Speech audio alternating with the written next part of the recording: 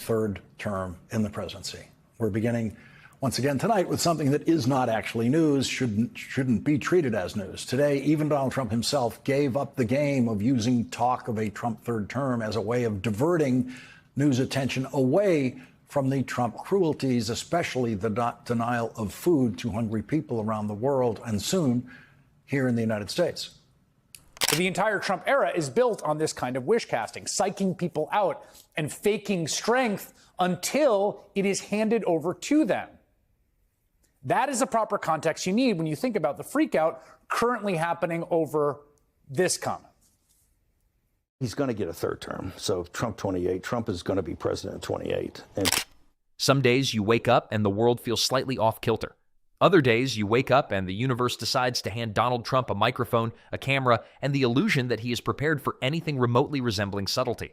Of the United States in his public appearance today proved that he is mentally incapable and emotionally incapable of fulfilling his constitutional duties as president of the United States. In other words, there is no president of the United States. For years, MAGA has been selling Donald Trump as a political colossus, an inevitable force of nature who cannot be beaten.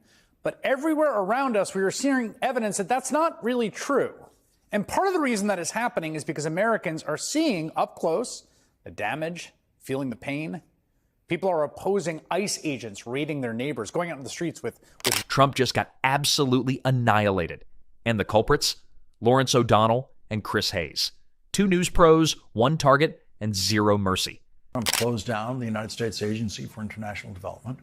Have pundits talk about the third term in welcoming tones in right-wing media and terrified tones in the rest of the media, so that they are not talking about the Epstein files, so that they're not talking about Donald Trump becoming the first president in history to suspend the food stamp program, the Supplemental Nutrition Assistance Program. Donald Trump is the oldest man to ever be sworn in as president of the United States. Yes, he is older than Joe Biden was when he assumed office. And one thing we know about the presidency is that it ages people. Right? I mean, you can see in the comparisons of presidents when they took office versus when they left office. And it's more than just the passage of time. They're dealing with the stress of running the most powerful country on earth. That struggle was on full display with the last president, Joe Biden, who was at the time the oldest person ever elected. And Biden was ultimately forced to drop out of his reelection bid as a result. And then the country just turned around and elected a man who, again, broke the record for the oldest person to become president. Trump's attempts to respond, if we can call them that, only add fuel to the fire. Every clarification, every retort, every poorly constructed statement becomes material. It's like watching a magician reveal all the tricks, only for the audience to gasp in disbelief, because somehow, even knowing the trick, it still works. Only in this case, the trick is incompetence, and the amazement is a mix of horror and laughter. There's a rhythm to this destruction. First comes the observation, calm and precise.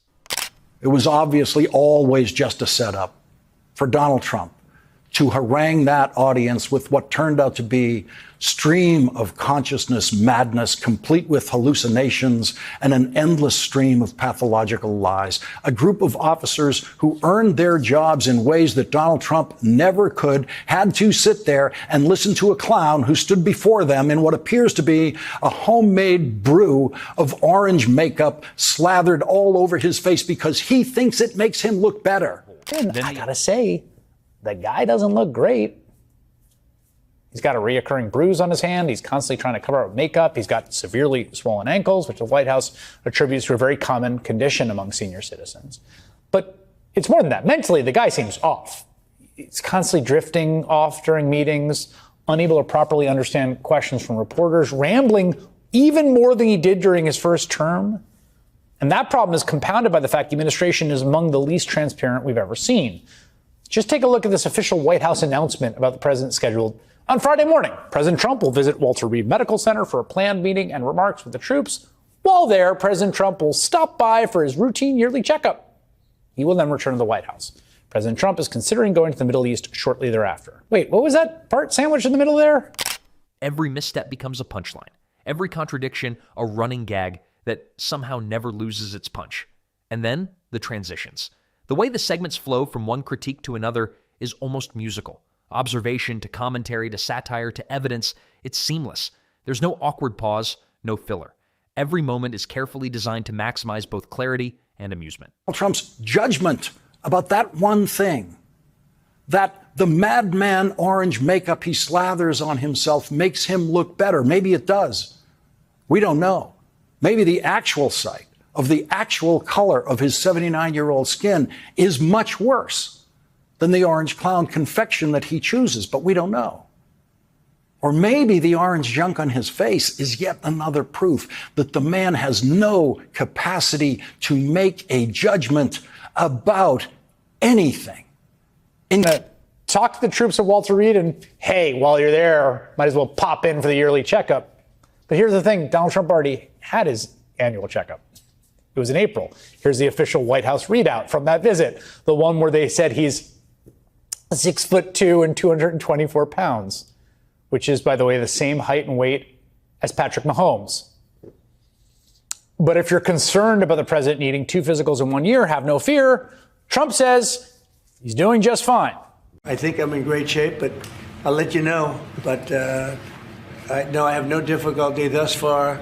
Is there wood around here? I'll knock on. No difficulty. Physically, I feel very good. Mentally, I feel very good. You know, I did about 6-7 months ago. I do physicals. I like to, when I'm around, I like to check. I also did a cognitive exam. Hayes' segments often drift into surreal exaggeration, highlighting the sheer audacity of some of Trump's statements.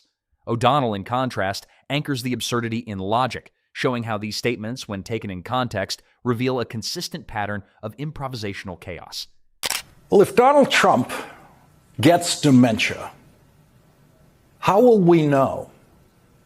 Donald Trump's mental decline, which is more and more obvious, started from such a low level of mental processing power that it's hard to track his decline. It's from low to lower. And then there are days like today when Donald Trump asks himself out loud in public if he is allowed to appoint himself chair of the Federal Reserve. Now, it may be tiresome to hear, but we must not grow weary. Even as the segment ends, the echoes linger. The points, the jokes, the ironic juxtapositions, they don't vanish. They ripple outward, infecting conversations, water cooler discussions, and late-night social media threads. Even after the screen goes dark, the echoes of their mockery linger. Tweets continue to flare up, reaction videos multiply, and late-night hosts casually sprinkle in references like seasoning, knowing the audience already has the recipe memorized. Trump's legacy, at least in this moment, is reduced to a series of perfectly timed punchlines and ironic contradictions, each one amplified by O'Donnell's precision and Hayes' wit. It's a reminder that sometimes the most devastating commentary isn't loud, it's clever, relentless, and executed with the kind of precision that leaves everyone, including the subject, slightly speechless.